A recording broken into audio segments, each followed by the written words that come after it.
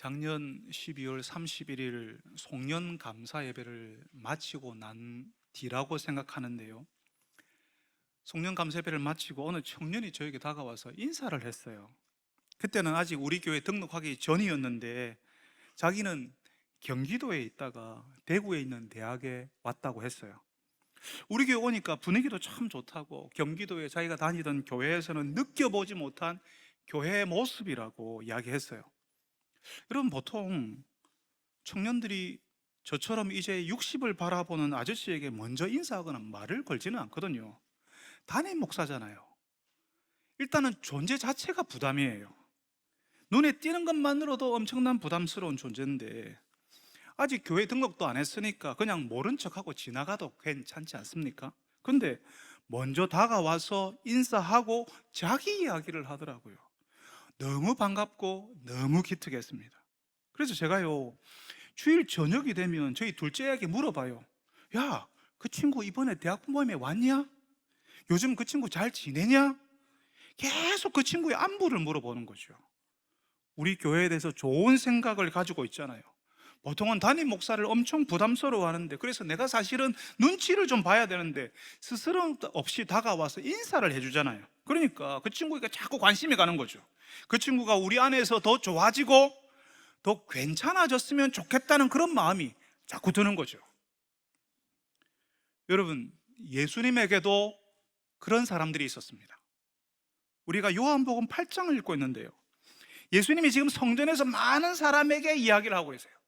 근데 그 사람들 중에 유독 예수님 말씀을 잘 듣는 사람들이 있거든요. 오늘 말씀 31절에 그래요. 예수께서 자기를 믿은 유대인들에게 이르시되, 자기를 믿은 유대인, 그러니까 예수님을 믿은 유대인들이 있었다는 거죠. 예수님이 말씀하시는데 그 말씀이 들려요. 그 말씀이 이해가 되고 그 말씀에 마음이 열리고 그 말씀을 하시는 예수님이 좋게 보이는 겁니다. 예수님이 이 사람들에게, 그렇게 예수님의 말씀을 듣는 사람들에게 주목하셨어요. 그리고 그 사람들에게 아주 중요한 말씀을 하십니다.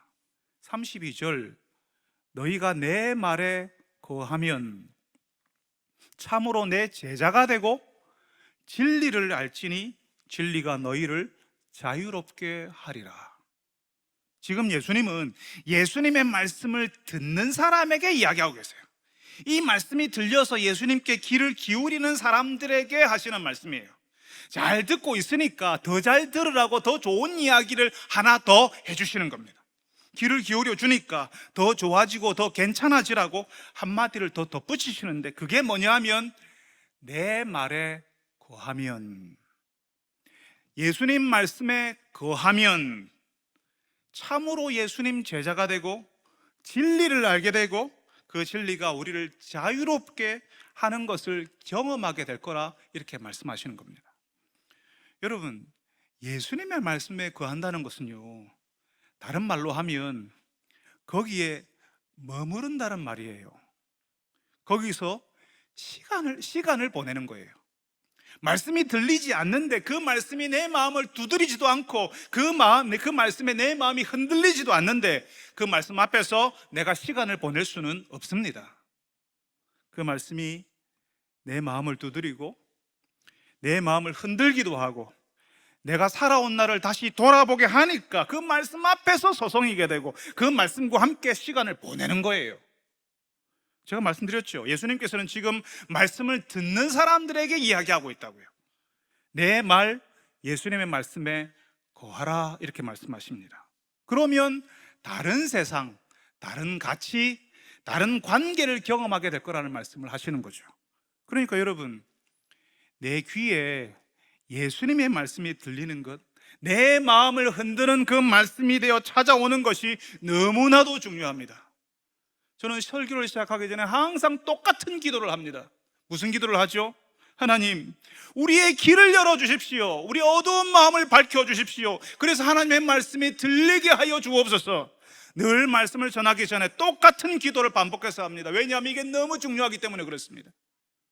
말씀이 들려야 그 다음으로 넘어갈 수 있거든요. 안 들리면요, 말씀이 안 들리면 재미없어요. 우리가 믿는 예수 신앙이 아무 의미 없어 보입니다. 쓸데없는 짓 하는 것처럼 느껴져요. 근데 들리면 새로운 세상, 새로운 가치, 새로운 관계를 경험하기 시작하는 거라고요. 여러분, 예수님께서요, 말씀이 들리는 사람들에게 예수님 말씀에 거하라고 하셨어요. 예수님 말씀에 머무르고 그 말씀과 함께 시간을 보내라고 하시는 겁니다. 그러면 어떤 일이 일어난다고요? 참으로 내 제자가 되고, 예수님 말씀에 머무르면 예수님 말씀 앞에서 서성이고 그 말씀에 잠기고 그 말씀과 함께 시간을 보내면요, 틀림없이 예수님 제자가 된다는 말이에요. 여러분, 수많은 사람들이 교회를 다닙니다. 한국 교회에 수백만의 교회를 다니죠, 그죠? 그 수많은 사람들이 왜 제자가 아닌 줄 아세요? 예수님 말씀 앞에서 서성이지 않거든요. 그 말씀에 잠기지 않거든요. 그 말씀과 함께 시간을 보내지 않거든요. 그러니까 예수님과 전혀 상관없는 시간을 보내고 예수님과 상관없는 인생의 목표를 잡고 예수님이 원하지 않는 생활을 하는 겁니다. 여러분, 교회에서 제자 훈련을 받고 제자반을 2번, 3번 한다고 해서 제자가 되는 거 아닙니다. 제자는 자신의 일상을 예수님의 말씀을 따라 사는 사람이 제자입니다. 그렇게 사는 게 좋거든요. 예수님의 말씀이 내 마음을 흔들고 그 말씀이 나를 위로하고 그 말씀 때문에 내 영혼에 기쁨이 찾아오는 것을 경험하니까 자꾸 그 말씀 속으로 더 자주, 더 깊이 들어가게 되는 거예요. 그래서 그 말씀에 잠기는 거라고요.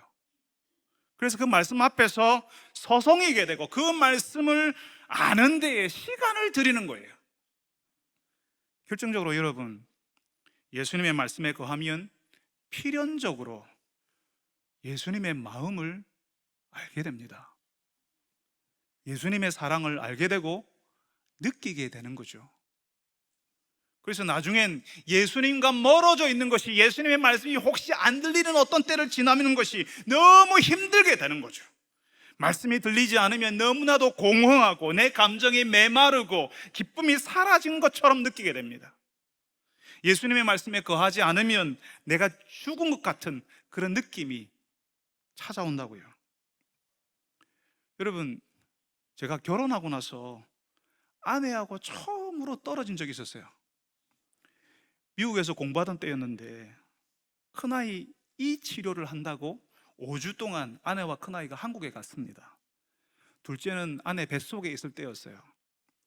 같이 있을 때는 제가 아내 눈치 보고 이제 3살 된 아이가 아빠 아빠 계속 부르는 그 요구하는 거, 귀찮은 거 다 들어주느라고 힘들었어요. 공부도 해야 되는데 그것도까지 다 해야 되니까 힘들었어요. 근데 이제 나를 힘들게 하던 아내와 아이가 떠났잖아요. 집에는 이제 나밖에 없어요. 아무도 나를 귀찮게 할 사람이 없어요. 이제는 집에서 내 마음대로 할 수 있어요. 누가 뭐라고 하지 않아요. 그러니까 제가 이제 이제 자유야, 이제는 내 마음대로 할 수 있어, 너무 좋다, 그랬을까요? 아내와 아이를 공항에서 배웅하는데요, 아내와 아이가 공항 게이트로 들어가면서 제 시야에서 사라지잖아요. 제 아내와 아이의 얼굴이 보이지 않는데, 그 모습이 보이지 않는데 제 속에서 창자가 쑥 하고 빠져나가는 느낌이었어요. 그냥 눈물이 쏟아졌고요. 집에 와서는 하나도 기쁘지 않았습니다. 나더러 이래라 저래라 할 사람도 없고 나를 귀찮게 하는 아이도 없으니까, 아빠 아빠 계속 부르는 아이가 없으니까 이제 자유다, 이게 아니었어요. 아내와 아이와 떨어져 있던 그 5주간 너무 힘들었습니다. 집에서 혼자 있을 때 늘 자던 침대에서 자지 않고 소파에서 아무렇게나 누워 잤고요. 내 생활이 다 뭉개졌어요. 여러분, 눈치 봐야 되는 그 아내가 없고 나를 귀찮게 하는 그 아이가 없는데, 그러면 자유롭고 홀가분해야 되는데 왜 저는 하나도 기쁘지 않고 왜 힘들었을까요? 내가 머물렀던 사람, 내가 함께 거했던 사람이 없잖아요. 함께 있으면서 함께 웃고 싸우고 그러다가 화해하고 귀찮지만 사랑스럽고 그렇게 함께 세월을 보낸 사람과 나는 사랑의 관계 속에 있잖아요. 함께 있을 때만 경험하고 누릴 수 있는 그 관계, 그게 없으니까, 그런 관계를 누리던 사람들이 사라져 버렸으니까 그게 너무 힘들었다고요. 여러분, 배우자와 가슴 아프게 사별하신 분들이 계시죠? 자녀들을 하나님 품으로 먼저 떠나보낸 분들이 계시죠? 그분들이 자유를 경험합니까? 이제 떠났으니까, 없으니까 홀가분하다 이렇게 느낍니까? 아닙니다. 함께 거했고 그 사람들과 머물렀던 그 시간들 때문에 헤어지면, 떠나면 너무너무 힘들어요. 아픕니다. 함께 있는 그 시간이 우리를 묶어주고 품어주는 관계를 만들거든요. 그 관계가 사라지는 것이 고통스러운 거예요. 함께 있을 때는 잘 모르는데 없을 때, 떠났을 때 그게 참 아픕니다. 그립거든요.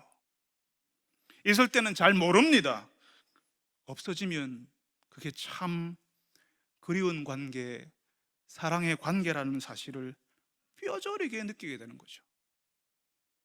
머문다는 것, 그 앞에 서성이면서 시간을 보내는 것, 함께 거하는 것은 그런 관계를 경험하는 거예요.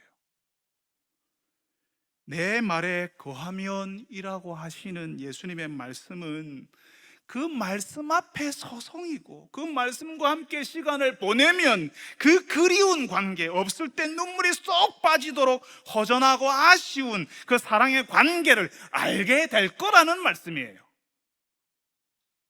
그러니까 제자는 어떤 사람이에요? 예수님의 사랑을 아는 사람입니다. 예수님과 함께 시간을 보내서 이제는 예수님이 보이지 않을 때, 예수님의 말씀이 들리지 않을 때, 어느 순간 내 인생에 그 말씀이 사라졌을 때 너무 아프고 서럽고 눈물 나는 경험을 하는 사람이죠. 여러분, 가끔 말씀이 들리는 여러분, 그래서 한 번씩은 예수님 말씀 때문에 마음이 막 흔들리고 내가 이렇게 살면 안 되지 하는 그런 마음이 들었던 여러분, 오늘 여러분에게 예수님이 말씀하십니다. 내 말에 거하면 참으로 내 제자가 되고.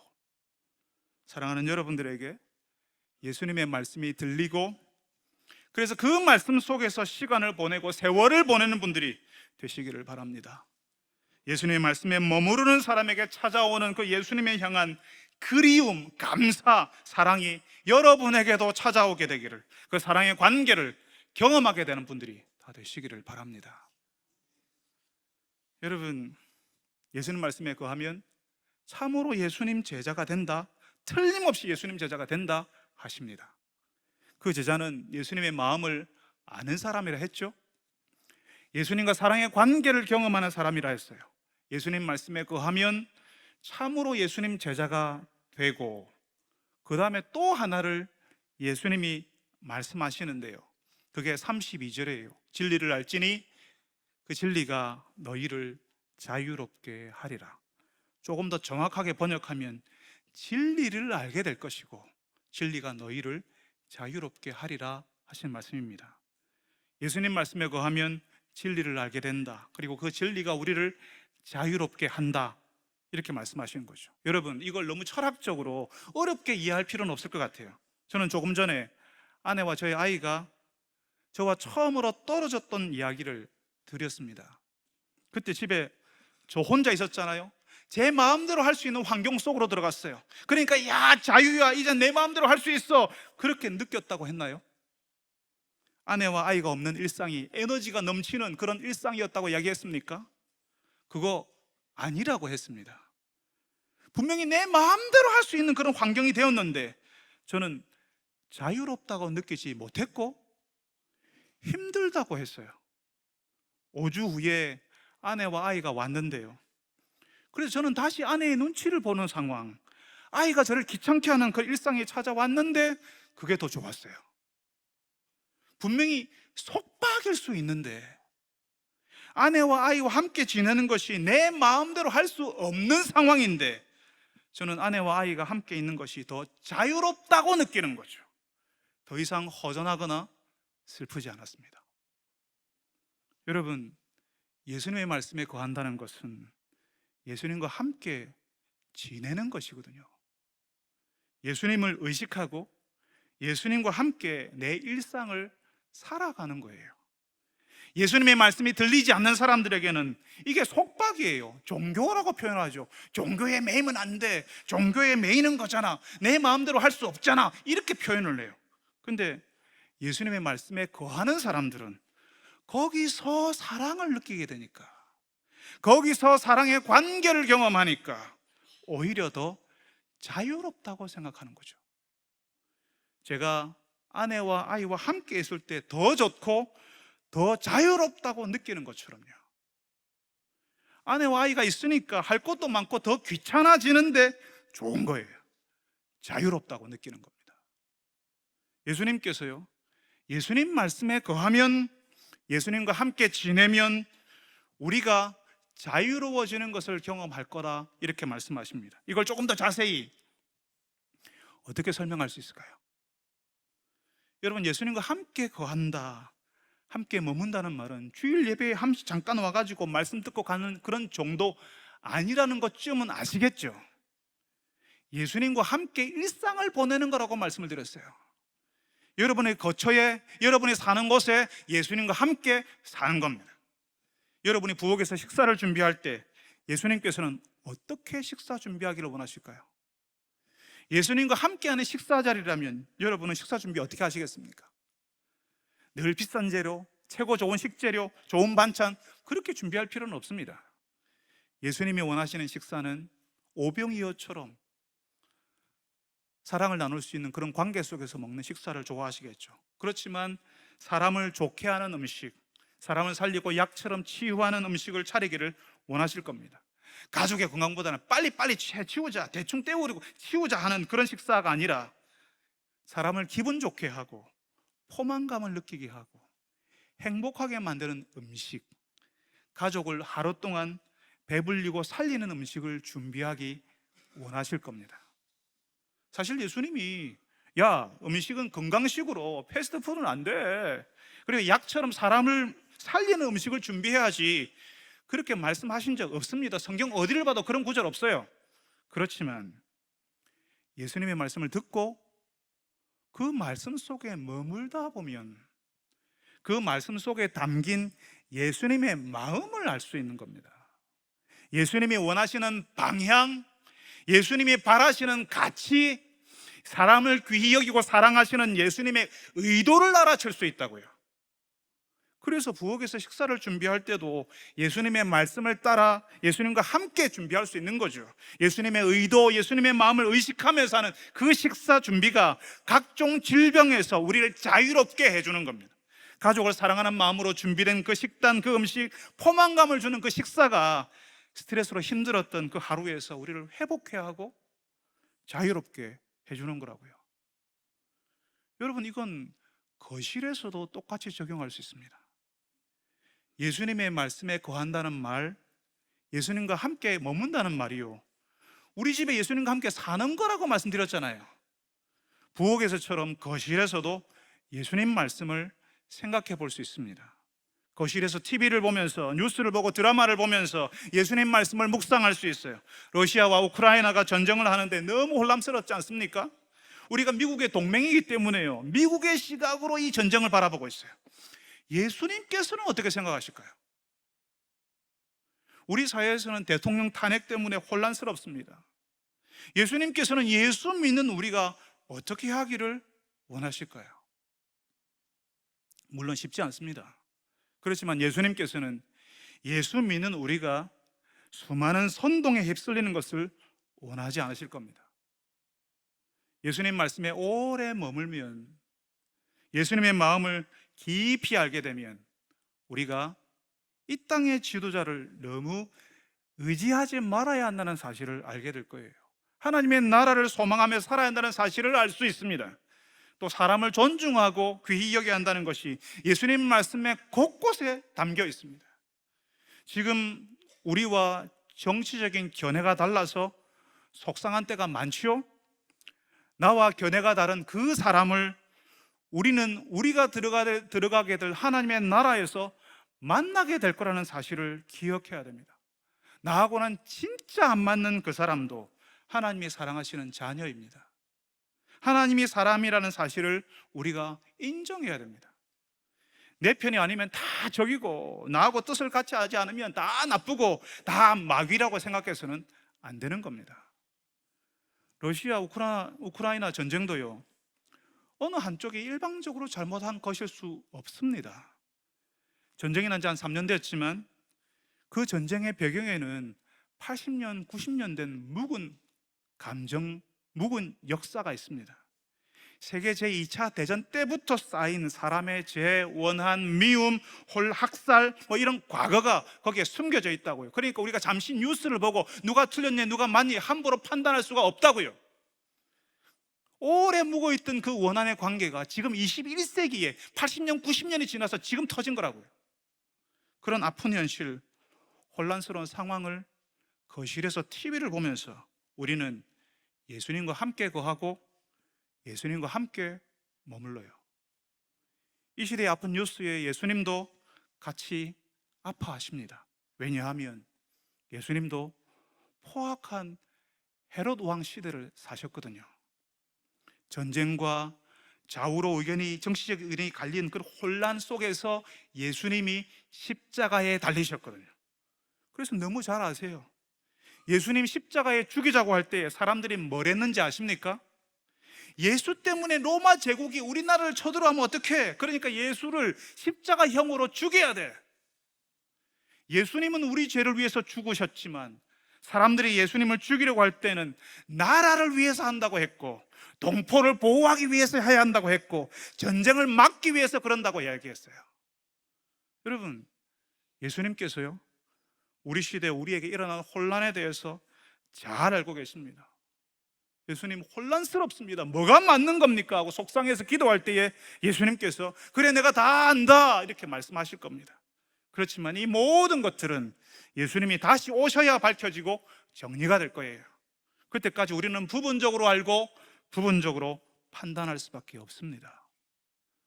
그래도 계속 거실에서도 예수님과 함께 지내야죠. 예수님의 말씀으로 더 선명한 생각을 하고 더 선명한 판단을 할 수 있도록 기도해야죠.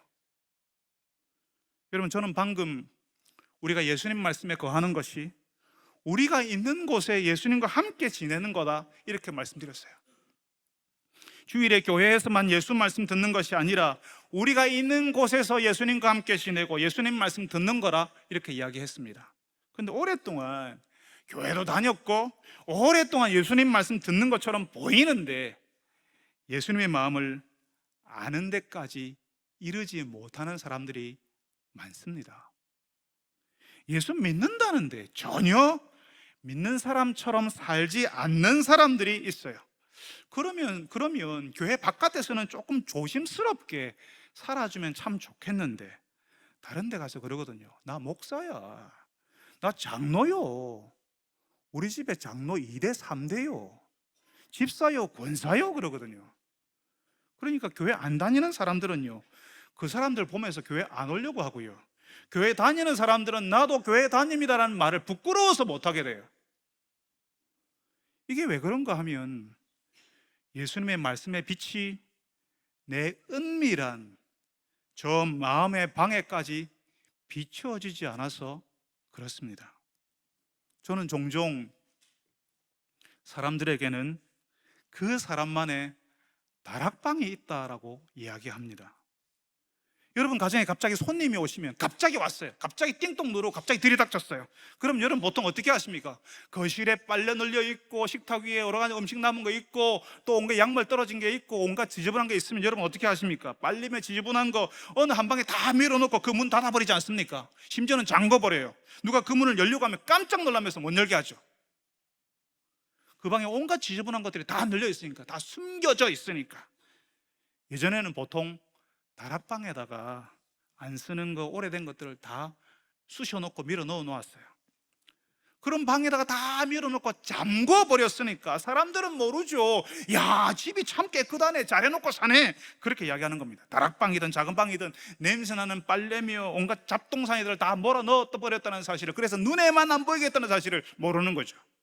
사람에게도 그런 방이 있습니다. 온갖 잡동사니들, 오래된 것들, 아프고 힘들고 약한 것들, 심지어는 악한 것들을 다 그 방에 몰아놓고 나 그런 거 없어요, 나 괜찮아요, 나 잘 살고 있어요 하는 경우가 있습니다. 근데 여러분, 세탁하지 않은 빨래들, 세탁하려다가 물에만 적셔놓은 그 빨래들, 오래된 것들이 다락방에 다 들어가서 문을 잠근 채 다 그냥 내버려 두면 어떻게 되죠? 시간이 갈수록 썩어가고 냄새가 납니다. 분명히 문을 잠궜어요. 아무도 거기에 접근하지 못해요. 아무도 못 들어가요. 그렇지만 그 문틈으로 오래된 냄새, 그 다락방에서 나오는 냄새가 삐져나오는 거죠. 나는 숨기려고 하는데, 나에게는 그런 게 있다는 사실을 누구에게도 말하지 않는데 나에게서 냄새가 나는 거예요. 내가 원하지 않아도 내 말에서, 내가 쏟아놓았던 그 감정에서, 내 행동에서 옛날에 그 약한 것, 악한 것이, 아픈 것이 삐져나온다고요.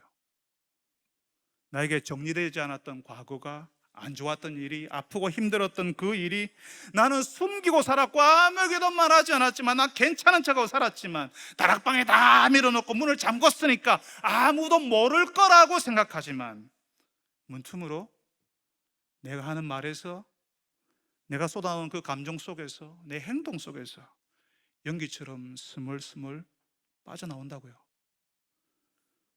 예수님을 믿는다는데 욱하는 성격을 고칠 수 없고, 화를 참을 수 없고, 교회를 오래 다녔는데 사람들과 관계를 맺는 것이 너무 힘들다면 나의 다락방을 정리하지 않았을 가능성이 있습니다.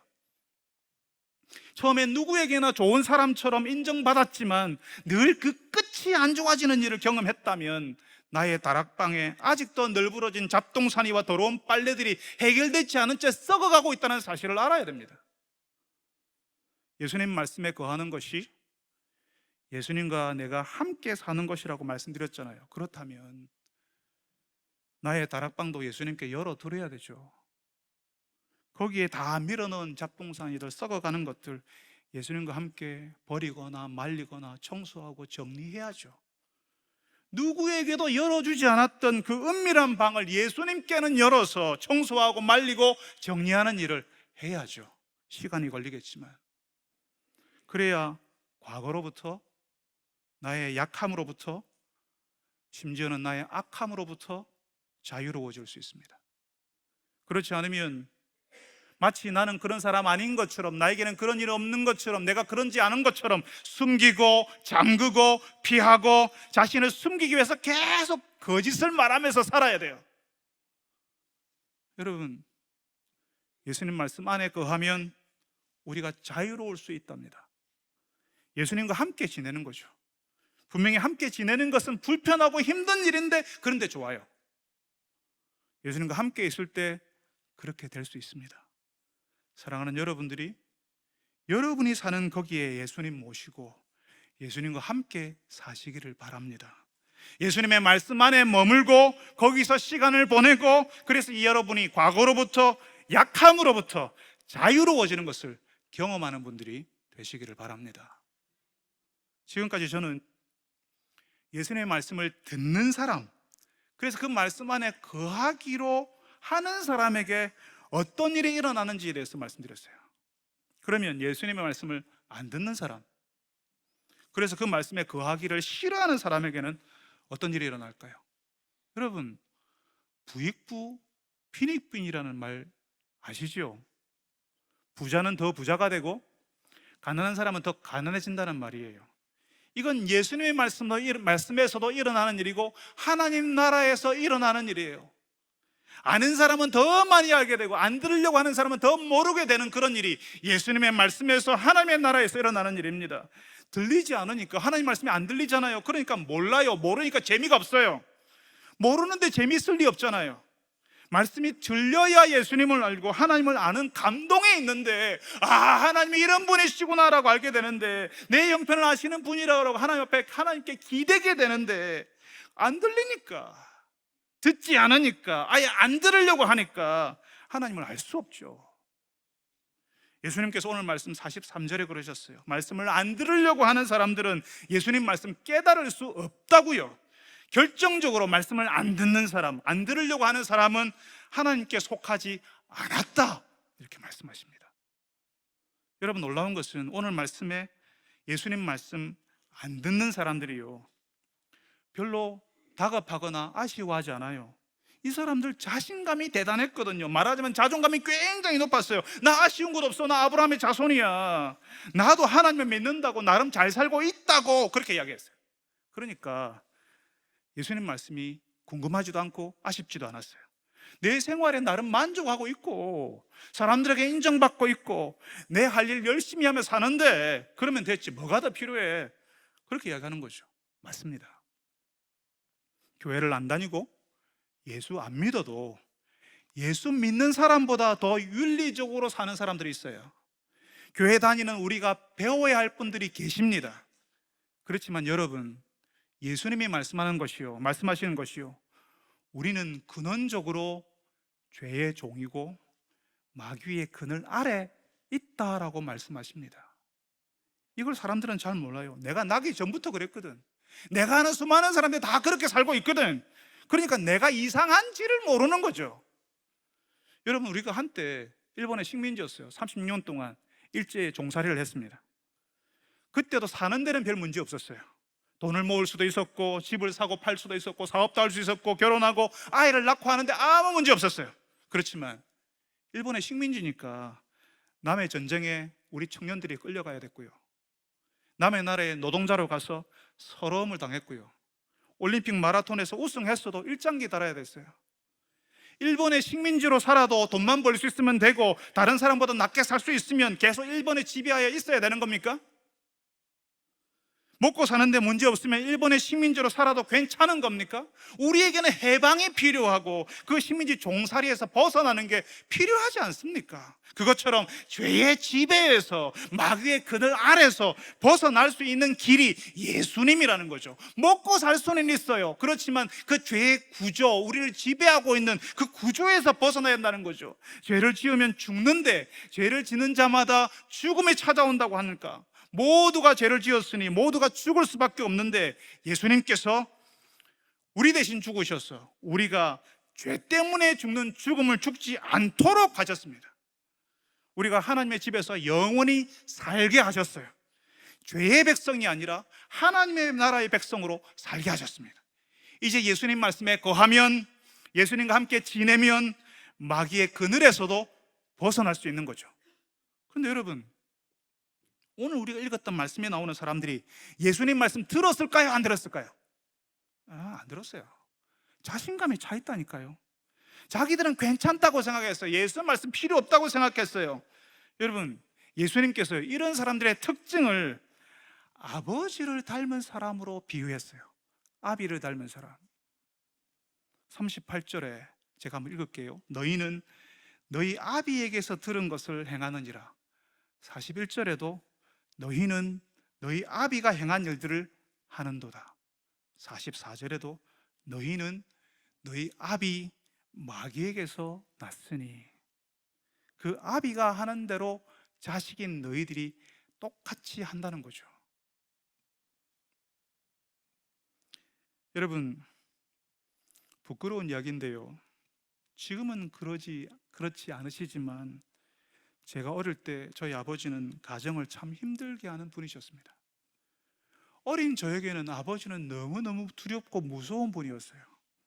아버지가 술을 드시고 오시면 사실 저희 아버지가 거의 매일 술을 드셨다는 기억이 제가 저 속에 남아 있습니다. 매일은 아니었겠지만 제 기억 속에는 그게 각인이 되어 있어요. 그래서 술을 드시고 오시는 날, 그게 11시든 12시든 새벽 1시든 그 아버지 앞에서 무릎 꿇고 허리를 세우고 앉아서 아버지의 말씀을 듣는 그때 그 긴장감이라는 것은 이루 말할 수가 없었습니다. 거기다가 아버지께서 어머니를 힘들게 하는 것을 지켜보고 있어야 되는 어린 저에게는 정말로 큰 고통이었습니다. 그러니까 어린 제가 제 마음속에 어떤 마음을 가졌을까요? 난 저렇게 안 할 거야. 난 저렇게 안 살 거야. 그렇게 마음으로 결심했습니다. 아버지처럼 하는 게 싫었어요. 싫다는 감정으로는 표현이 잘 안 돼요. 아버지처럼 하는 것을 저는 혐오했습니다. 그래서 제가 고등학교를 졸업하고 성인이 되었잖아요. 대학을 갔어요. 신학 공부를 시작했습니다. 근데 제가 사람들을 대할 때, 제가 화가 났을 때 제가 아버지처럼 하더라고요. 저는 아버지가 하시는 그 말투, 아버지의 그 행동이 싫었어요. 혐오했다고 했잖아요. 제가 싫어했는데 제가 그걸 닮았더라고요. 정말 안 하고 싶은데 결심하고 결심했는데 나도 모르게 똑같이 하고 있더라고요. 그런 저의 모습을 보는 것이 정말 고통스러웠습니다. 여러분, 우리가 예수님을 통해 하나님을 아버지로 모시기 전까지 우리는 우리의 아비를 닮을 수밖에 없어요. 우리는 그걸 원하지 않습니다. 다르게 살고 싶어요. 우리는 다르게, 그렇게 안 살고 싶어요. 착하게 살고 싶죠. 그렇지만 우리도 모르게 내가 원하지 않아도 하나님 아버지가 아닌 다른 아비의 모습을 닮은 채로 살아가는 거예요. 그 아비의 모습을 드러내면서 산다고요. 여러분, 예수 안 믿어도 먹고 살고 아무 문제 없습니다. 말씀드렸잖아요. 예수 안 믿는 분들이 예수 믿는 사람들보다 더 잘 살고 더 윤리적일 때가 더 많다고요. 살면서 누군가를 조금 도와주고 착한 일도 하겠죠. 불의한 일에 대해서 분노를 느끼면서 그러면 안 된다고 시위 현장에도 찾아가고 인터넷에 댓글도 막 쓰겠죠. 이런 것들이 내가 괜찮은 사람이지라고 하는, 스스로를 괜찮게 생각하는 그런 증거가 됩니다. 그렇지만 우리에게 하나님이 아버지가 아니시라면, 예수님의 말씀을 듣고 그 말씀 안에 거하지 않으면 우리는 우리도 모르게 우리 아비를 닮은 모습으로 사는 거예요. 하나님이 우리 아버지가 되시고 내가 있는 곳에 예수님이 함께 사실 때에 비로소 나아지고 좋아질 수 있습니다. 사랑하는 여러분, 저는 예수님의 말씀을 듣게 할 수가 없어요. 우리는 애시당초 처음부터 그런 능력을 가지고 있지 않습니다. 예수 안 믿는 남편, 자녀들, 그리고 부모님에게 예수님의 말씀이 들리게 할 수가 없어요. 이 말씀이 들려야, 이 말씀을 들어야 우리 아비의 모습을 떠나서 하나님 아버지의 성품에 그렇게 참여하고 그렇게 살 수 있는데, 우리에게는 말씀을 듣게 할 능력이 없습니다. 하나님이 우리의 귀를 열어주셔야 돼요. 하나님께서 깨닫게 해주셔야 돼요. 내가 얼마나 싫어하는 그 사람의 얼굴을 내가 닮았는지를 하나님께서 나에게 보여주셔야 돼요.